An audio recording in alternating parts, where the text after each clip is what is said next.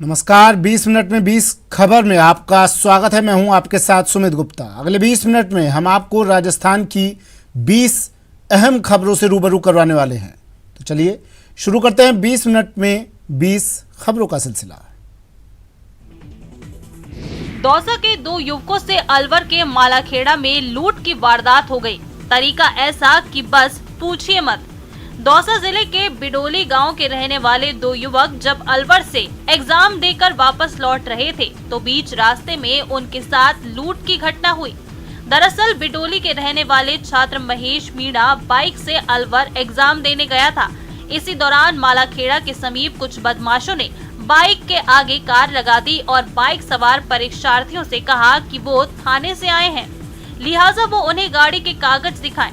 कागज दिखाने के बाद कार सवार बदमाशों ने गाड़ी चोरी की होने की बात कही, जिसके बाद बदमाश बाइक को ले गए और दोनों बाइक सवार परीक्षार्थियों को कार में बिठाकर सुनसान क्षेत्र में ले गए, जहां परिजनों से 50,000 रुपए ऑनलाइन मंगवाने की डिमांड रखी। जब दोनों परीक्षार्थियों ने परिजनों के पास पैसे नहीं होने की बात कहकर 8,000 रुपए देकर चंगुल से छूटे तो बदमाशों ने चेतावनी दी कि यदि पुलिस और परिजनों को बताया तो जान से मार देंगे। न चेहरे पर शिकन न बॉडी लैंग्वेज में घबराहट। चोरी का ये वो अंदाज है जिससे अच्छे अच्छे गच्चा खा जाए। देखिए कितने कॉन्फिडेंट तरीके से ये शख्स स्कूटी स्टार्ट कर चलते बनता है, गोया जैसे स्कूटी किसी और की नहीं, सिर्फ और सिर्फ इसी की है। तस्वीरें कोटा के न्यू सर्राफा मार्केट की हैं, जहां स्कूटी चोरी की वारदात सीसीटीवी में कैद हो गई। लाइव तस्वीरों में आप देख सकते हैं कि किस तरह एक युवक घूमता हुआ आता है, रैकी करता है और मौका तलाश कर चाबी लगाकर स्कूटी को स्टार्ट कर ले जाता है। सर्राफा बाजार के सुशील कुमार ने बताया कि शाम 7 बजे स्कूटी लेकर पहुंचा और थोड़ी देर बाद जब वापस आया और तलाश की तो स्कूटी नजर नहीं आई। आसपास लगे सीसीटीवी फुटेज देखे तो एक युवक नजर आया जो स्कूटी चोरी की वारदात को अंजाम देकर फरार हो रहा था। फिलहाल पीड़ित ने रामपुरा कोतवाली थाने में शिकायत दर्ज करवाई है। रामपुरा कोतवाली थाना पुलिस मामले की जांच कर रही है। नागौर जिले के नावा सिटी में हुई जयपाल पुनिया की हत्या में सियासी कनेक्शन सामने आ रहा है। मृतक जयपाल पुनिया की पत्नी सरिता पुनिया ने 8 लोगों के खिलाफ हत्या का केस दर्ज कराया, जिसमें उप मुख्य सचेतक और नावा विधायक महेंद्र चौधरी को भी आरोपी बनाया गया। महेंद्र चौधरी के अलावा उनके भाई मोती सिंह, महेंद्र चौधरी के साले मनोज चौधरी, गुड़ा स्लॉट सरपंच वीरेंद्र को भी आरोपी बनाया गया। मृतक की पत्नी ने हत्या करने, रैकी करने, साजिश रचने सहित धाराओं में मामला दर्ज किया है। वहीं इस हत्याकांड के बाद इलाके में तनाव है, जिसे देखते हुए नागौर जिला पुलिस के आलाधिकारी शनिवार दोपहर से ही नावा में डेरा डाले हुए हैं। इधर इस हत्याकांड के विरोध में बीजेपी और आरएलपी ने प्रदर्शन का ऐलान किया है। बता दें कि शनिवार को नावा में एक बोलेरो में आए 5-6 बदमाशों ने नावा के नमक व्यापारी जयपाल पुनिया को गोली मार दी थी। मृतक जयपाल पुनिया नमक संघ के अध्यक्ष रह चुके थे और बीजेपी के नेता थे। जयपाल के खिलाफ कई आपराधिक केस भी दर्ज थे। आधी रात को सड़क पर खड़ी बसें और नीचे उमड़ा लोगों का हुजूम। तस्वीरें अजमेर की हैं। अजमेर के नारेली बाईपास पर शनिवार रात 2:30 बजे जयपुर से उदयपुर जा रही निजी बस आगे चल रहे ट्रेलर में जा घुसी। हादसे में बस सवार 2 लोगों की मौके पर ही मौत हो गई, जबकि 3 घायल हो गए।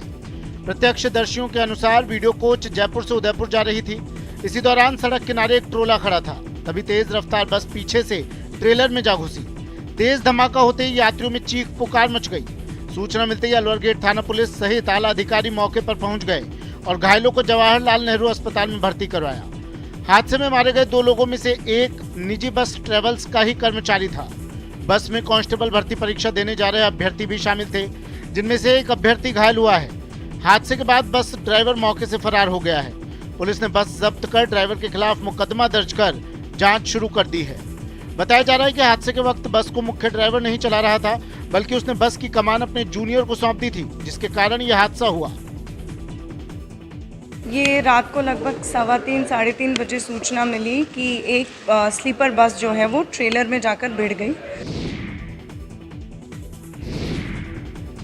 राजसमंद जिले में उदयपुर अजमेर हाईवे पर रविवार सुबह एक सड़क हादसे में 4 लोगों की मौत हो गई और 7 लोग गंभीर रूप से घायल हो गए। सूरत से जयपुर जा रही एक बस ओवरटेक का प्रयास करते हुए आगे चल रहे ट्रेलर से टकरा गई। यह हादसा सुबह 5:30 बजे चारभुजा थाना क्षेत्र के मानसिंह का गुड़ा के पास हुआ। हादसे के वक्त बस में सवार सभी यात्री सो रहे थे। अचानक इस टक्कर के बाद हुई जोरदार आवाज से बस में सवार यात्रियों में चीख पुकार मच गई। 4 लोगों की मौके पर ही मौत हो गई। चारभुजा थाना अधिकारी भवानी सिंह शंकर ने बताया कि यह हादसा बस चालक के ओवरटेक करने से हुआ। उन्होंने कहा कि तेज रफ्तार में बस ओवरटेक कर रही थी, तभी सामने से दूसरा वाहन आ गया। ड्राइवर रफ्तार को काबू नहीं कर सका। बस केबिन वाली साइड से आगे चल रहे ट्रेलर से भिड़ गई। कंडक्टर सीट वाला बस का हिस्सा पूरी तरह से चकनाचूर हो गया। मौके पर पहुंची चारभुजा थाना पुलिस ने एम्बुलेंस के जरिए घायलों को राजसमंद के आरके अस्पताल पहुंचाया। हादसे के बाद आसपास के ग्रामीणों की भीड़ जमा हो गई, जिन्होंने घायल को बस से बाहर निकालने में मदद की।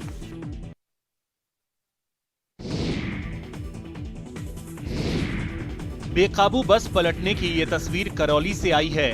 गूढ़ा चंद्रजी सिकंदरा रोड पर एक प्राइवेट बस का टायर फट गया, जिसके कारण बस अनियंत्रित होकर पलट गई। बस पलटने से उसमें बैठे 9 लोग घायल हो गए। घायलों को इलाज के लिए गूढ़ा चंद्रजी अस्पताल में भर्ती कराया गया। सूचना पर गूढ़ा चंद्रजी चौकी पुलिस मौके पर पहुंची और हादसे की जानकारी ली। चौकी प्रभारी विजेंद्र शर्मा ने बताया कि निजी बस शनिवार रात 7:30 पर गंगापुर से दिल्ली के लिए रवाना हुई थी। रात करीब 9 बजे बस गूढ़ा चंद्रजी सिकंदरा रोड पर गिदानी की तलाई के पास पहुंची तो ड्राइवर की साइड का टायर फट गया और रिम सहित निकलकर दूर जा गिरा। टायर निकलने से बस बेकाबू होकर पलट गई। हादसे में बस में बैठे 9 लोग घायल हो गए। हादसे की जानकारी मिलते ही आसपास के ग्रामीण और गूढ़ा चंद्रजी पुलिस मौके पर पहुंची। घायलों को इलाज के लिए गूढ़ा चंद्रजी अस्पताल में भर्ती कराया गया। पुलिस ने क्रेन की मदद से बस को सड़क से हटाकर ट्रैफिक दुरुस्त कराया। ये आक्रोश यूं ही नहीं फूट रहा है, इसके पीछे लंबी यंत्रणा, लंबा दर्द है। दरअसल अलवर ग्रामीण विधानसभा क्षेत्र के दर्जनों गांवों में घंटों बिजली नहीं रहती। कभी कभी तो 24-24 घंटे तक बिजली नहीं आती। रोज रोज का सब्र जब जवाब दे गया तो नाराज लोगों ने माधोगढ़ जीएसएस पहुंचकर वहां मौजूद कर्मचारियों को बाहर निकाल दिया और जीएसएस के मेन गेट पर ताला जड़ दिया। लोगों ने प्रशासन के खिलाफ नारेबाजी की और प्रदर्शन किया। किसानों ने चेतावनी दी है कि अगर यही हाल रहा तो उन्हें बड़ा आंदोलन करना पड़ेगा।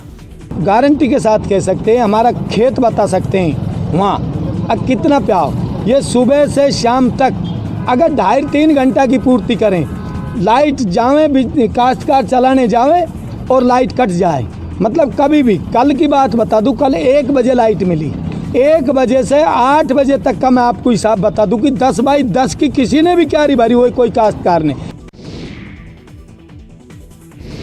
न केवल झुंझुनू शहर बल्कि पूरे प्रदेश में गर्मी के इस मौसम में पीने के पानी के लिए मारामारी मची हुई है। झुंझुनू शहर को 24 घंटे पीने का पानी मुहैया करवाने के दावे खोखले साबित हो रहे हैं। शहर के कई इलाके ऐसे हैं जहां पर बूंद बूंद पानी के लिए भी लोग तरस रहे हैं। इससे अलग एक और तस्वीर रविवार को सामने आई, जिससे लोग आक्रोशित हो गए। झुंझुनू शहर से सामने आई ये तस्वीर पीएचईडी के जिम्मेदारों की पोल खोल रही है। उनकी लापरवाही की कहानी बयां कर रही है। यहाँ हजारों लीटर पानी बर्बाद हो रहा है। झुंझुनू शहर के मंडावा मोड़ के समीप पाइपलाइन टूटने के कारण रविवार सुबह से पानी बह रहा है। टूटी पाइपलाइन से अब तक हजारों लीटर पानी बह चुका है। टूटी पाइपलाइन को लेकर स्थानीय लोगों ने बताया कि जलदाय विभाग को सूचना दी जा चुकी है, लेकिन सुनवाई नहीं हुई। बहरहाल लोगों में इस बात को लेकर गुस्सा है। देश को आजाद हुए भले ही 7 दशक के अधिक हो चले हों, लेकिन आज भी कुछ ऐसे इलाके हैं जहां तक पीने का पानी नहीं पहुंचा है। राजस्थान में भी आजादी के 7 दशक बाद भी कई ग्रामीण क्षेत्रों के हालात ऐसे हैं जहां लोगों को न पीने का पानी उपलब्ध है, न बिजली और न रहने का ठिकाना। पानी मिले नहीं टाइम पे झुकी ले वहाँ से भगा देगा, यहाँ से उठाओ वहाँ से ले वहाँ से भगा उठा लो जाओ, तब फिर क्या करा पड़े रहे वहाँ फिर तो। अलवर शहर के निकटवर्ती ग्राम पंचायत जटियाना भी ऐसा ही एक इलाका है जहां लोगों को कई किलोमीटर दूर से पीने का पानी लाना पड़ता है। इतना ही नहीं, ढाणी में पहुंचने के लिए सुलभ रास्ते तक उपलब्ध नहीं हैं। बंजारा समाज के 20 से अधिक परिवार के पास राशन कार्ड और दूसरे सरकारी दस्तावेज होने के बावजूद उन्हें सरकारी सुविधाओं से महरूम होना पड़ रहा है। अब ऐसे टाइम पास कर रहे हैं, जिंदगी काटनी पड़ रही है, क्या करें। इसका कारण यही साहब, गरीब आदमी जाए कहाँ, फुटपाथ पे रहना पड़ता है। जिस वैशाख की तपती दोपहरी में लोग घर से बाहर निकलने की सोच भी नहीं सकते, उसमें नरेगा मजदूर मैट के दिए गए टास्क को पूरा करने में जुटे हुए हैं। मगर ऐसी झुलसती गर्मी में नरेगा मजदूरों को मूलभूत सुविधाएं तक उपलब्ध नहीं करवाई जा रही हैं। 12 के सीसवाली कस्बे के चारागाह भूमि पर तलाई खुदाई कार्य चल रहा है, जहां पर 5 मस्टर रोल पर 222 मजदूर कार्य कर रहे हैं, लेकिन नरेगा मजदूरों की छाया के लिए टेंट तक की व्यवस्था नहीं है। स्वास्थ्य को देखते हुए मेडिकल किट की सुविधा नहीं है। ऐसे में मजदूरों के लिए नरेगा योजना में काम करना जान जोखिम में डालना नहीं तो और क्या है। एक तरफ तो रोजगार गारंटी के तहत मजदूरों को काम दिया जा रहा है, वहीं दूसरी तरफ सीसवाली में नरेगा मजदूरों को बुनियादी सुविधाएं तक मुहैया नहीं कराई जा रही हैं। जबकि सरकार ने नरेगा योजना के तहत छाया के लिए टेंट, पानी की टंकी, स्वास्थ्य को देखते हुए मेडिकल किट की सुविधाएं नरेगा कार्यस्थल पर मुहैया कराने के निर्देश दे रखे हैं। 12 के आंता सीसवाली रोड की चौड़ाई में बाधा बने अतिक्रमण तोड़ने की औपचारिक शुरुआत कर दी गई है। इस दौरान पीडब्ल्यूडी ने एक धार्मिक स्थल की दीवार जेसीबी की सहायता से गिरा दी। यहाँ बने सुलभ शौचालय, सामुदायिक स्वास्थ्य केंद्र परिसर की दीवार और इसमें बनी सरकारी मेडिकल दुकानें तोड़ी जा रही हैं। इसके बाद धार्मिक स्थल से अस्पताल परिसर तक नगरपालिका सुरक्षा दीवार का निर्माण करेगी। अतिक्रमण हटाने की कार्रवाई को देखते हुए लोगों ने खुद ही अपने अतिक्रमण हटाने शुरू कर दिए हैं। बता दें कि राज्य सरकार की बजट घोषणा में 34 करोड़ की राशि से स्वीकृत अंता सीसवाली सड़क चौड़ीकरण का काम शुरू हो चुका है। इसे आखिरी सिरे तक पूरा किए जाने का लक्ष्य 9 दिसंबर 2022 तक निर्धारित किया गया है। इन दिनों अतिक्रमण को लेकर बीकानेर प्रशासन सख्त नजर आ रहा है। शहर में रोज अतिक्रमणों पर सरकारी बुलडोजर चलाया जा रहा है। रविवार अल सुबह संभागीय आयुक्त नीरज के पवन ने फड़ बाजार का दौरा किया और बाजार में बेतरतीब खड़े ठेलों को देखकर उन्हें हटाने के आदेश दिए। कुछ देर में निगम की टीम फड़ बाजार पहुंची और कार्रवाई शुरू कर दी। कार्रवाई के चलते अतिक्रमण विरोधी दस्ते को भारी विरोध का सामना करना पड़ा। देखते ही देखते महिलाओं के साथ बड़ी संख्या में लोग कार्रवाई का विरोध करते रहे। इस दौरान महिलाएं सड़क पर बैठ गईं और जेसीबी को रोक दिया। विरोध की सूचना पर भारी पुलिस जाब्ता भी मौके पर पहुंचा। सीओ सिटी सहित दूसरे अधिकारियों ने लोगों से समझाइश की, लेकिन ठेले वाले अपने परिवार के साथ सड़क पर डटे रहे। कार्रवाई के दौरान नगर निगम आयुक्त गोपाल राम, एसडीएम सहित पुलिस अधिकारी मौजूद रहे। जहां जमीन तंदूर की तरह दहक रही हो, जहां दिन में आसमान से आग बरस रही हो, जिस्म जलाने वाली लू का दौर बदस्तूर जारी हो, वहीं तपती दोपहरी में ड्यूटी करना सोचकर देखिए, हलक सूख जाएगा। आंखों के आगे अंधेरा छाने लगेगा। लेकिन चुरू में ट्रैफिक पुलिस के जवान अपनी ड्यूटी में मशगूल दिखाई दे रहे हैं। शहर में ऐसे कई व्यस्त पॉइंट्स हैं जहां वो मुस्तैदी से ड्यूटी में जुटे हैं। यहाँ पेड़ पौधों का अभाव है। कई जगह पर तो ट्रैफिक पुलिस के बूथ तक नहीं है, जिसके चलते धूप से बचना नामुमकिन हो जाता है। ऐसे में देसी जुगाड़ उनकी जान बचा रहा है। ये जवान ड्यूटी पर गर्मी से बचने के लिए जेब में प्याज रखकर लाते हैं। इसके अलावा ये सभी घर से छाछ, रबड़ी और ठंडा पानी भी साथ लेकर आते हैं, ताकि तपती गर्मी और लू से बचाव हो सके। गर्मी के बचाव के लिए बार बार चाय, राबड़ी और जूस पीते हैं और नींबू और प्याज का सेवन करते हैं।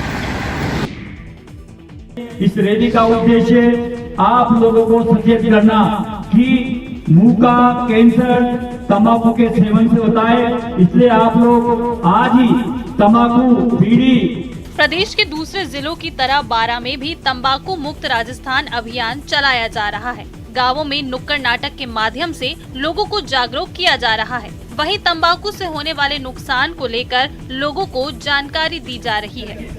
इन्होंने आज संकल्प लिया है कि जर्दा तंबाकू का सेवन नहीं करेंगे। और आज हम इस अभियान के अंतर्गत, क्योंकि कल इनकी शादी में हम शामिल नहीं हो पाएंगे, इनको एक पहल किट भी हम देने जा रहे हैं। तो अभी हम इनको पहल किट देंगे। तो आप जर्दा तंबाकू से कैंसर हो जाए, सब यार दोस्तों को बताएंगे तो संकल्प लो मेरे साथ हाथ खड़े करके कि मैं तंबाकू नहीं लूंगा। ये अभियान चला रहा है तंबाकू मुक्त 12, यानी हम लोग दूसरों को प्रेरित करें, स्वयं आज ही संकल्प लें कि हम तंबाकू का सेवन नहीं करेंगे, क्योंकि तंबाकू के सेवन से मुंह का कैंसर, महिलाओं में, गर्भवती महिलाओं में खून की कमी होती है। शादियों में बढ़ते पैसे के चलन से कोसों दूर सरहदी बाड़मेर में मुस्लिम समुदाय के पहले सामूहिक विवाह में 50 जोड़ों ने एक साथ निकाह कबूल किया। बाड़मेर के छोटे से गांव हरपालिया में बीते महीने भर से चल रही सामूहिक विवाह की तैयारियों को रविवार को अपने अंजाम तक पहुंचाया गया। आयोजन में काजी सैयद नूर उल्लाह शाह बुखारी ने 50 जोड़ों की निकाह की रस्मों को पूरा करवाया। इस सामूहिक विवाह में आसपास के 40 गांवों से दूल्हे बारात लेकर पहुंचे। यहां दुल्हनें भी अपने परिवार के साथ पहुंची थीं। हरपालिया के रहने वाले जान मोहम्मद बाड़मेर के पीजी कॉलेज में प्रथम वर्ष में पढ़ते हैं। उनका निकाह सकीना बानो के साथ हुआ। दूल्हे जान मोहम्मद के मुताबिक उसके मुस्लिम समाज में पहला सामूहिक विवाह हुआ है और उसका निकाह इसमें हुआ, इसकी उसे बहुत खुशी है। हमें बहुत अच्छा लग रहा है कि हमारे गांव में भी ऐसा काम हो रहा है और हमारी शादियां भी कम खर्चे में ही हो रही है। सरपंच प्रतिनिधि सच्चू खान कहते हैं कि शादियों में बहुत खर्चा होता है। हालत ये हो जाती है कि मध्यम वर्ग और गरीब तबके के लोगों को कर्ज लेकर दिखावा करना पड़ता है। ऐसे में इस किस्म की शादियों को बढ़ावा देना चाहिए। ऐसा काम होना चाहिए हर समाज के अंदर, ताकि ये खर्च वाला फजूली चीजें बच सके। आज मैं आपको एक ऐसी तस्वीर से रूबरू कराने जा रही हूं जो आज के जमाने में मिलना बहुत मुश्किल है। जी हां, वर्ल्ड इंटरनेशनल फैमिली डे के अवसर पर जयपुर के मानसरोवर में एक 60 लोगों का परिवार आज भी एक साथ रहता है। ये जॉइंट फैमिली में कैसे प्यार बरकरार है, वहीं दूसरी ओर देखें तो आज लोग न्यूक्लियर फैमिलीज पे शिफ्ट हो रहे हैं। वहीं एक और तस्वीर मैंने आपको दिखाई है जहां 60 से 75 लोग एक साथ रहते हैं। इंटरनेट और मोबाइल के इस जमाने में कई बार हम खुद में इतने लीन हो जाते हैं कि परिवार और समाज से कटते चले जाते हैं। जीवन की रफ्तार हमें अपने भाई बहन, माता पिता, पति पत्नी जैसे हर रिलेशन को पीछे छोड़ने को मजबूर कर देती है और इस दौड़ भाग में आगे रहने के चक्कर में फैमिली बॉन्डिंग कहीं गायब हो जाती है। इसका एहसास हमें तब होता है जब हम अपने बुरे दौर से गुजरते हैं। शोधों में पाया गया है कि परिवार के बीच आपसी गहराई और बॉन्डिंग के अभाव में लोग हर कदम पर खुद को अकेला महसूस करने लगते हैं और मानसिक तौर पर बीमार हो जाते हैं। शायद इसलिए पूरी दुनिया 15 मई को इंटरनेशनल फैमिली डे के रूप में मनाती है। मुश्किल समय पर लोग हमेशा पहला सहारा परिवार में ही तलाशते हैं। लोगों का कहना है कि परिवार हमेशा हर हालत में मदद के लिए साथ मौजूद रहता है, लेकिन एक सच ये भी है कि संयुक्त परिवार गुजरे जमाने की बात होती जा रही है। कोई टेंशन कोई नहीं है, हम बिल्कुल सुख शांति से रह रहे हैं, प्यार से रह रहे हैं। छोटे बच्चे से लगा के बड़े हमारी माता जी तक हम प्यार से रह रहे हैं और सामूहिक खाना बनता है। जैसलमेर शहर के 100 से 150 किलोमीटर दूर स्थित सीमा चौकियों पर अब हिमालय का मीठा पानी पहुंच गया है। ये सीमा चौकियां वो हैं जहां चारों तरफ बस रेत ही रेत दिखाई देती है। गर्मी में दिन भर आंधियां चलती हैं और पीने के पानी की कोई व्यवस्था नहीं रहती। गर्मी के मौसम में इस इलाके में रहने वाले बीएसएफ के जवानों और कुछ गांवों की आबादी को पानी के लिए काफी मशक्कत करनी पड़ती है। सीमा चौकी के लिए बीएसएफ टैंकर से पानी सप्लाई करती है और आसपास के ग्रामीणों को भी इसका फायदा मिल जाता है। लेकिन गर्मी के मौसम में पानी की खपत बढ़ने पर यह काम काफी मुश्किल हो जाता है।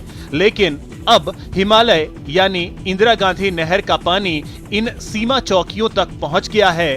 बीएसएफ ने ज्यादा समस्या वाली 29 सीमा चौकियों के लिए 2 साल पहले यह योजना बनाई थी।